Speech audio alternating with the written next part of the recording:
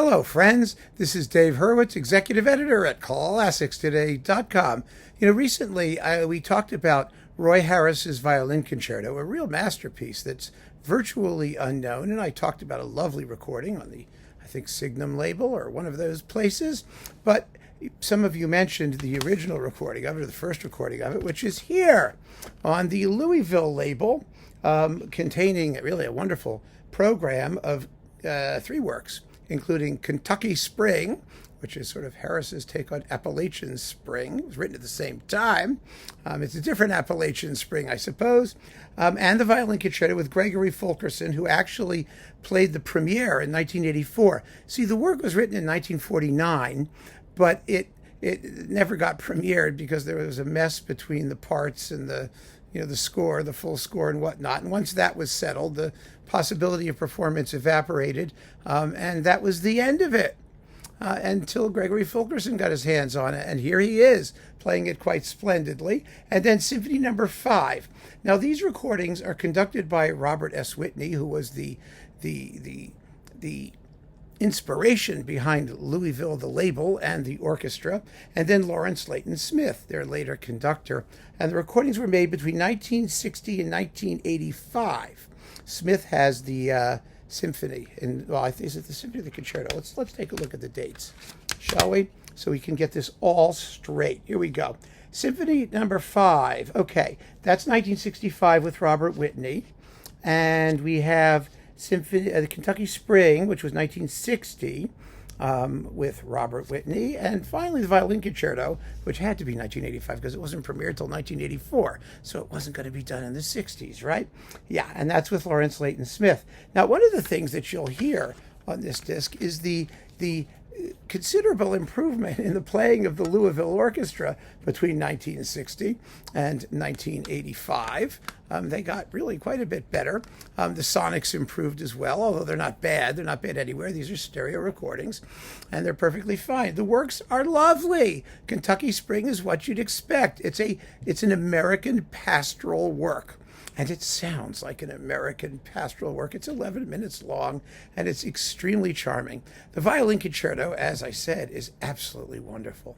It's well, it's hard to describe. It's a big work in 4 sections that are all linked, and it's really a series of variations in which the violin sort of sings ecstatically over a series of chorale-like themes or ideas, and they recur in the various moments. It's ingenious. It's brilliantly put together.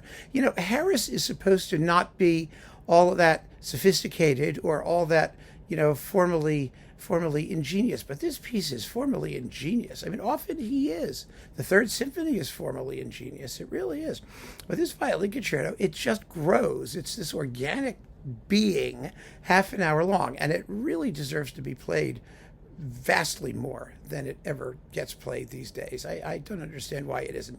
Anyway, the Fifth Symphony is a 23-minute long. It's another one of those wonderful American neoclassical works that will never get played because it's a first half piece, more or less, but it's not easy, and you have to learn it, and it's not a concerto. It takes the spot where the concerto might be.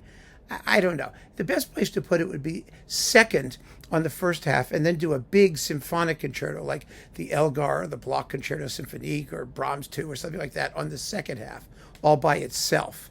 That would really be the best way to do it. And if you have a slammin' soloist, then people will come to see the slammin' soloist, not incidentally taking in Harris's Fifth Symphony. It's a very good work. The form is that of a prelude, chorale, and fugue, sort of, kinda. The big movement is in the middle. It's the chorale. It's like 10 minutes. And then the prelude is like 4 or 5 minutes. And the finale is like 8 minutes. And it's a fugue in concept, but it goes and does other things too. And it's really fun to listen to. I mean, I don't understand why people don't just enjoy this music. There's nothing not to enjoy.